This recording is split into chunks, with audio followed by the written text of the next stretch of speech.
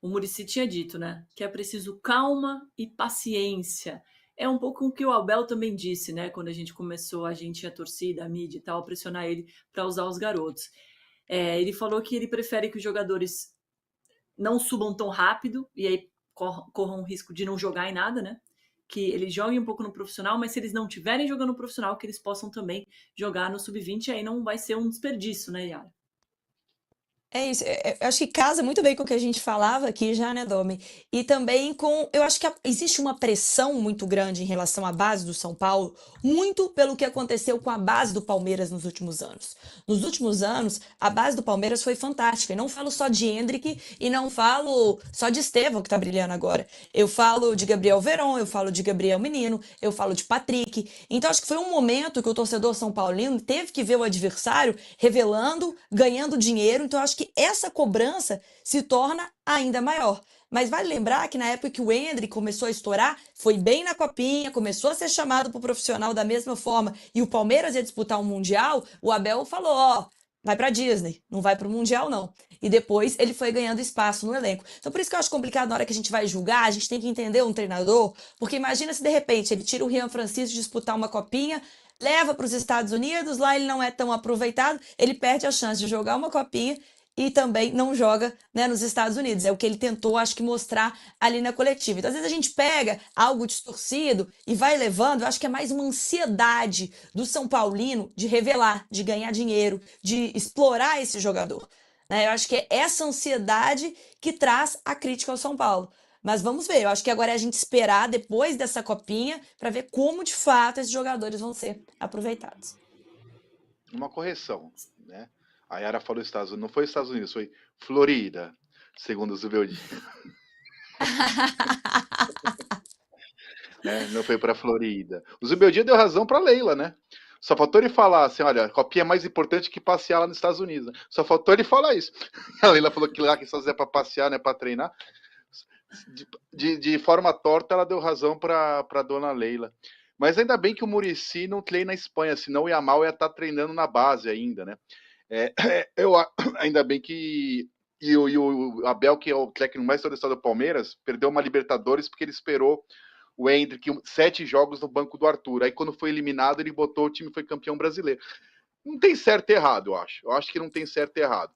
Mas eu acho que alguns jogadores me parecem diferentes. Não acho que o Rian Francisco vai ser um Hendrick, o Estevão, desse nível, desse valor.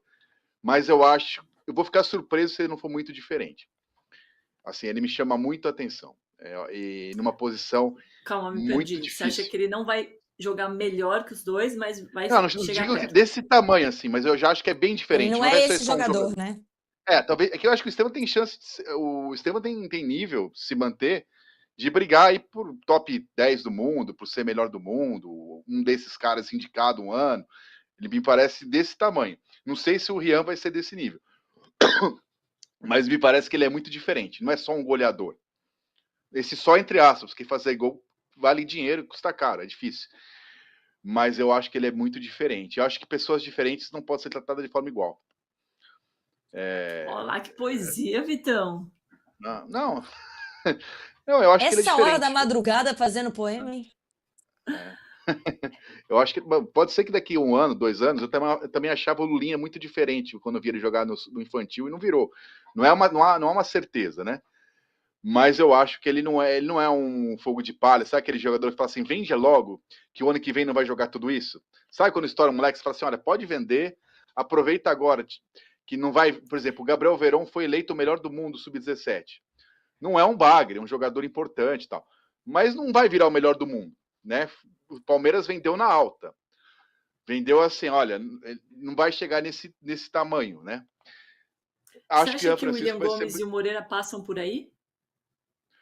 Cara, o William Gomes, eu acho jogadores bons, que se revelam, mas eu acho que é o tipo de jogador para você vender e vender. Não acho que ia fazer diferença no time do São Paulo. Não é eles que. O São Paulo não vai ser campeão brasileiro por causa dos dois ou perder. O que me incomoda só é quando você gasta dinheiro para trazer jogador para essa posição que tem pessoas desse nível. Então, se você vai trazer um lateral direito, tem que trazer muito melhor. Para trazer um mais ou menos gastar dinheiro, deixa o Moreira. É esse meu ponto, assim, entendeu? O William Gomes também não vai ser o Miller, né? Não vai ser o canhoteiro, um atacante em todos os tempos. Mas ele entrega ali. Para gastar dinheiro com um jogador do mesmo nível, eu uso da base. É um critério que eu tenho. Mas acho que o dinheiro oferecido é uma conta que tem que fazer. Quanto que deve para o empresário? O São Paulo tem uma dívida grande, né?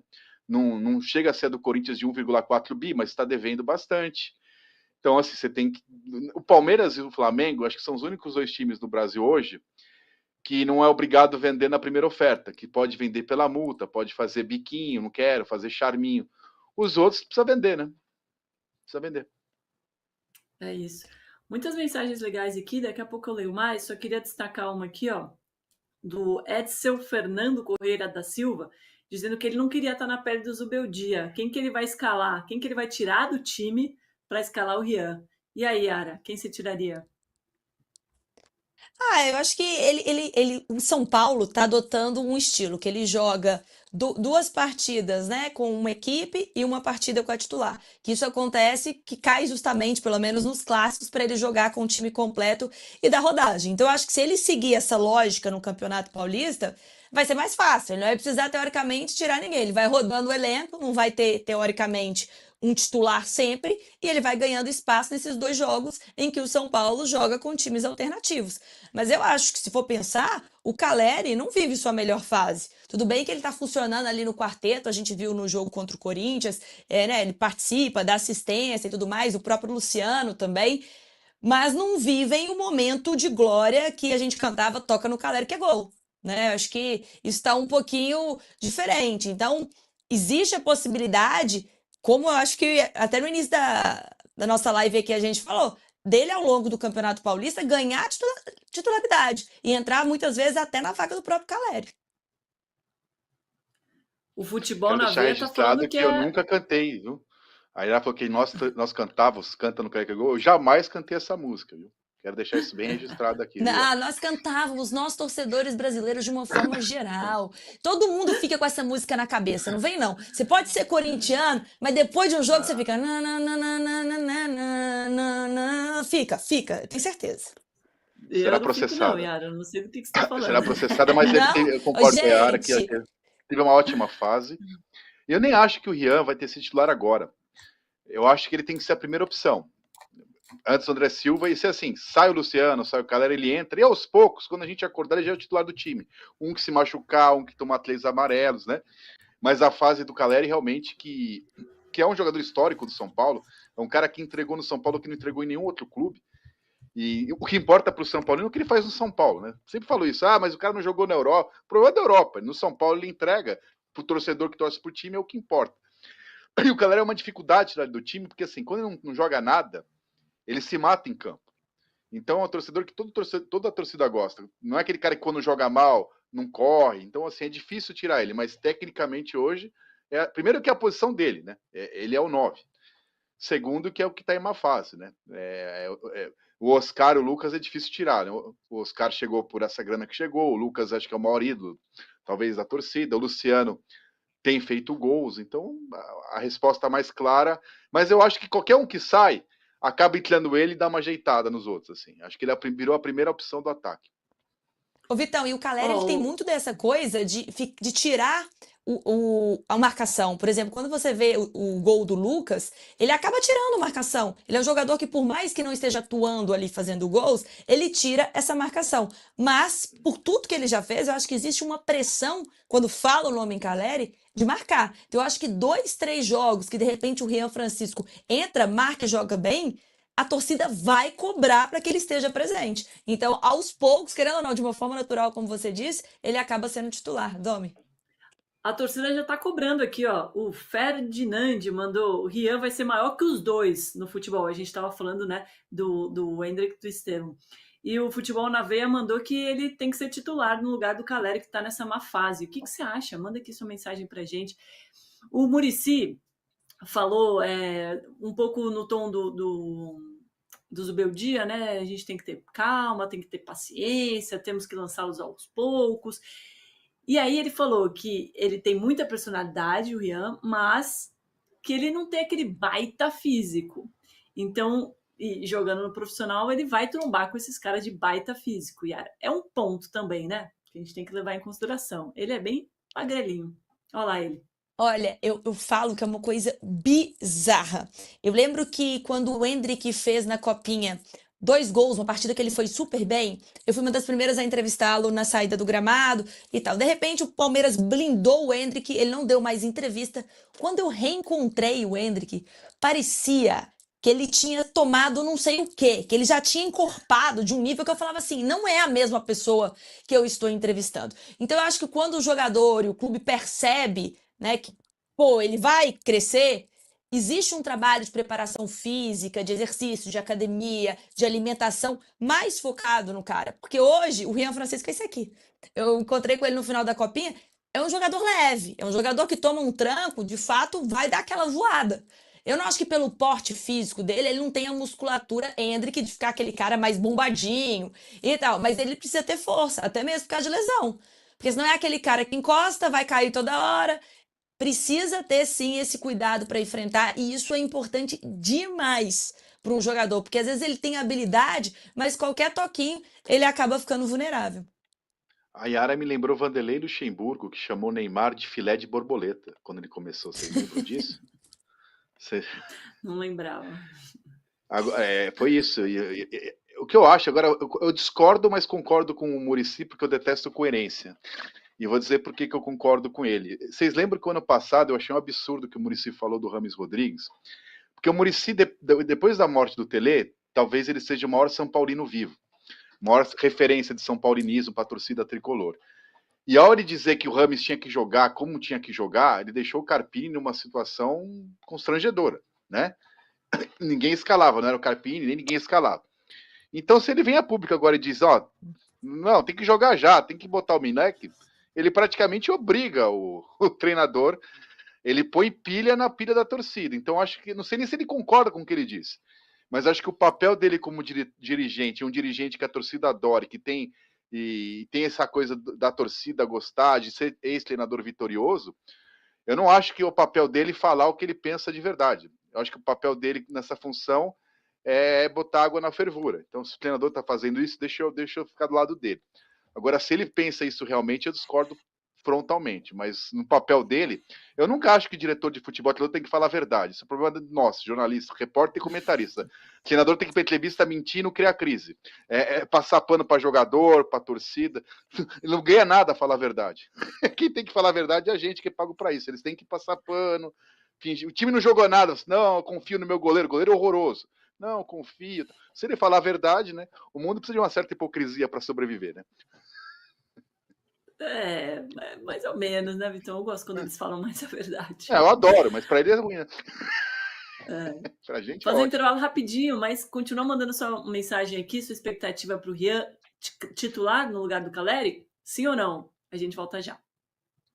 Mas a gente continua ao vivo aqui no YouTube. Você sabe como é que é o esquema. Se você tá vendo aí no YouTube, aproveita, liga a TV assistindo os dois, que aí você vai vendo a gente grandão e vai mandando mensagem também, curtindo aqui o comentário. Os comentários, né? Dos dois aqui e também o seu. Paulo Vitor, há quem diga Rogério Ceni, maior São Paulino, referência de São Paulino, acho que não, hein? Perto do Muricy? Será que é isso que ele tá falando, Vitão? Acho que sim, né? Eu não sou um Budsman, nem sou São Paulino para escolher, mas eu acho que o Muricy é identificado com São Paulo. O Rogério agora enfrenta o São Paulo como treinador, né? Talvez quando ele parar a carreira, tá? Hoje acho que o Muricy é como era o Tele lá atrás, nessa referência, assim. O São Paulo foi tricampeão brasileiro com o Muricy.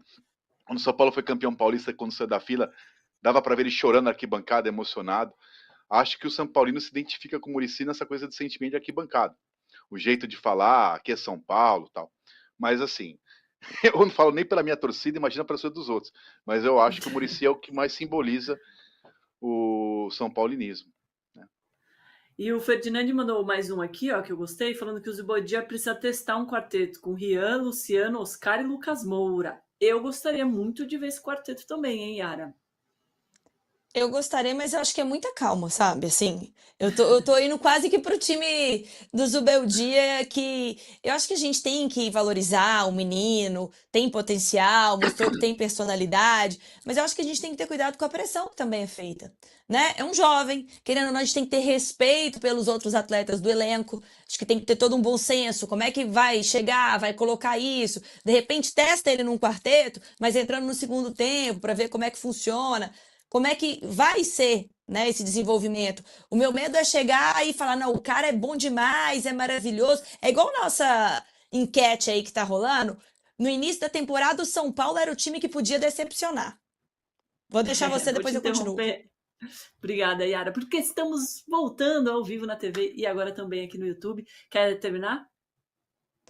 Gente, na verdade, a gente estava falando aqui, né, para quem está chegando agora, sobre o Rian ser testado como um dos elementos do quarteto, e eu falei que em relação à pressão, que às vezes coloca uma pressão e tem que ter respeito com o outro, ver como é que vai ser o desenvolvimento, e é mais ou menos isso, para que o menino não se sinta responsável por sempre solucionar. Em 2 jogos consecutivos, ele solucionou, mas ele não tem a obrigação de sempre dar a resposta que o torcedor quer. E ele não pode ser queimado por causa disso. A gente já viu isso muitas vezes acontecer. E aí eu citei nossa enquete, Domi, que fala assim: ah, o São Paulo é favorito. Não sei como é que a gente usou. Porque no início da competição, se você perguntasse qual que pode ser a zebra que pode decepcionar, todo mundo falava que era o São Paulo.